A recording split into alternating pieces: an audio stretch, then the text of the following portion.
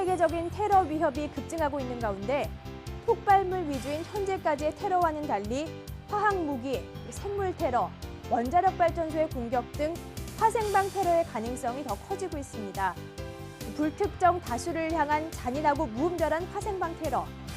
빠르고 정확하고 완벽한 대처만이 우리의 안전을 지켜낼 수 있습니다.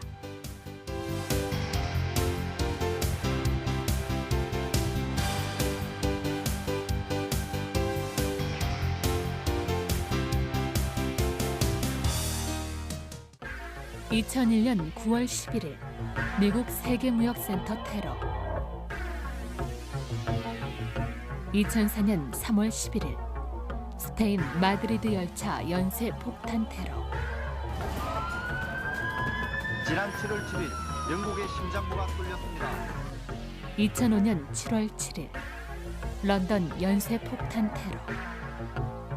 대한민국도 예외가 아닌 불특정 다수를 향한 잔인하고 무분별한 테러.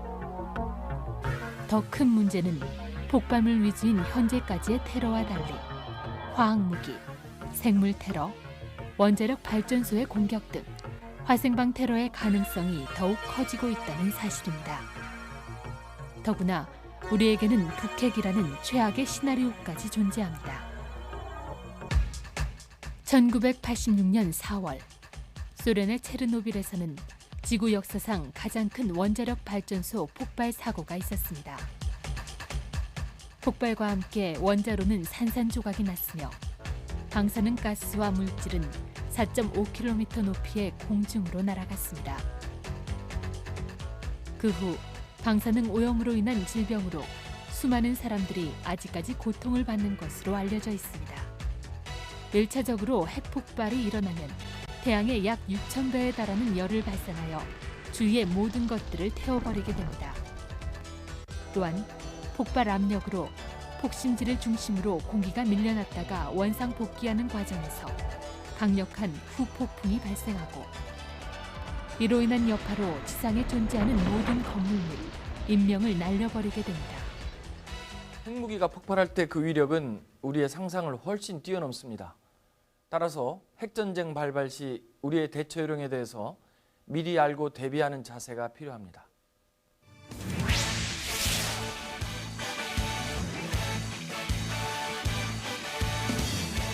먼저 사전경보 발령 시 방송, 지자체 통제에 따라 신속하게 지하 대피소로 대피하고 대피소가 없는 곳에서는 주위의 배수로, 방호벽, 도랑, 계곡, 협곡 등 적당한 지형 지물을 이용하여 대피해야 합니다.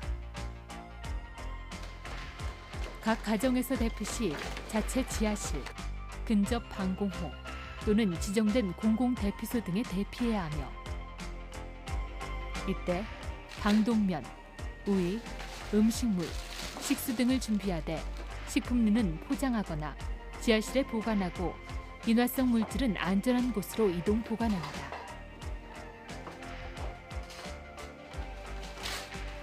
낙진 오염 지역 내 장기 대피를 위해서는 방독면, 우유 등 보호물자와 비닐 덮개, 라디오 등 경보 수신 수단, 식량, 물 등 비상 생필품, 침구, 의복, 비상 구급약품 및 위생용품, 손전 등 성냥, 양초, 건전지 등의 등화물질과 더불어 삽, 괭이, 칼 등 응급 복구용 장비도 준비해야 합니다. 전자제품 또는 통신장비는 핵 공격 전 전원을 차단하고 안테나를 제거하는 조치를 취하고 컴퓨터 저장 문서 백업, 기타 전자부품 분리 보관, 중요 예비 부품 확보 등의 노력을 해야 합니다. 아울러 핵 공격 시 피해 발생에 따른 조치를 강구해야 하는데 화상, 골절, 방사선 피복 등 전문 병원을 사전에 확인하고 피해 발생 시 119 구조대 및 민, 관, 군, 통합기관의 구조를 요청해야 합니다. 또한 낙진 오염지역 이탈은 안전요원에 의한 통제에 의거해 실시하고 대국민 방송 청취를 지속적으로 해야 합니다. 실제적으로 핵 공격의 가능성이 커지면 당국에서는 경보를 발령하게 됩니다. 핵 공격 경보 접수 시에 신속히 지하시설 등으로 대피하고 미처 대피소를 찾지 못한 상태에서 강한 섬광을 인식했을 때는 실명의 우려가 있으므로 즉시 핵폭발 반대 방향으로 지면 또는 도랑의 밑부분에 납작하게 엎드려야 합니다.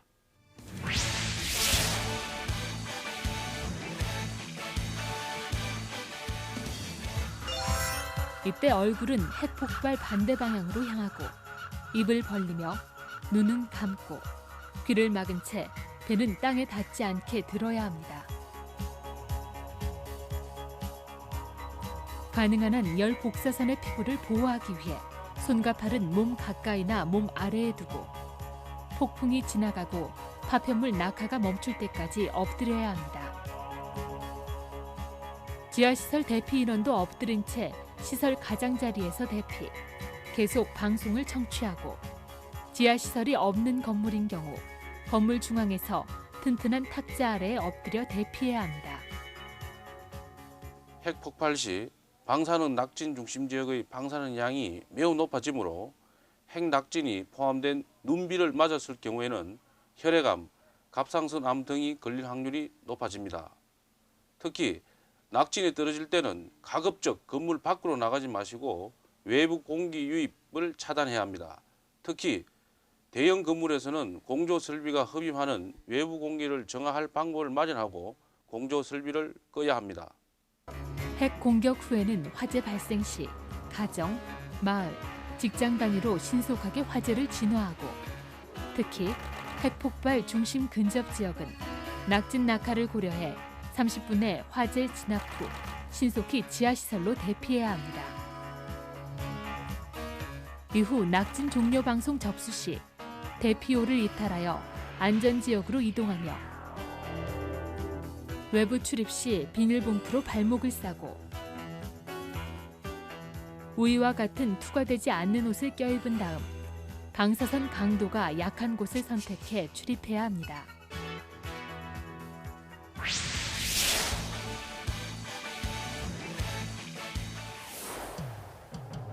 (1995년 3월 20일) 지하철 18개 역 구내와 열차 5대의 독성가스 살포, 승객 및 승무원 졸도, 호흡곤란, 구토, 눈의 통증을 호소했고 후에 독극물은 살인가스로 판명되었다. 사망 12명, 중상 600여 명, 오염 환자 4,695명. ね、日本は安全だってそういうことがない国で非常に安全だと思っておりましたけど、いやー大変恐ろしいですね。 2001년 9.11 테러 이후 미국의 호흡기 탄저 환자 발생, 전 세계적인 탄저균 테러 공포로 백색가루 노이로제. 서울에서도 탄저균 오인 소동으로 1000여 건 이상 구조대 출동. 과거에는 상징성이 높은 건물이나 혹은 인사들에 대한 테러가 주를 이루었지만 최근에는 불특정 다수인들이 이용하는 대중 이용 시설들을 주로 공격하는 그런 양상을 보이고 있습니다. 화학제 무기는 호흡기, 소화기, 피부 등을 통해 체내에 흡수되어 호흡곤란, 근육경직, 중추신경 마비, 심하면 사망에까지 이를 수 있습니다. 1995년 일본 도쿄 지하철역에 뿌려진 살인가스가 화학제를 이용한 경우입니다. 생물학제는 박테리아, 바이러스, 진균 등 미생물 유기체를 이용하는 것과 미생물 유기체나 동식물에서 생산되는 독소를 이용하는 것으로 나누며 일반적으로 생물제는 화학제보다 훨씬 더 적은 양으로 더 많은 피해를 입힙니다. 만약 서늘하고 조용한 밤에 항공기로 탄저균을 대도시 상공에 뿌린다면 500만 명을 살상할 수 있을 정도의 가공할 위력을 갖고 있습니다. 무엇보다 화학제나 생물제는 손쉽게 구하거나 제조할 수 있는 것들이 많기 때문에 불순한 마음만 먹으면 많은 사람들을 위험에 처하게 할 수 있습니다.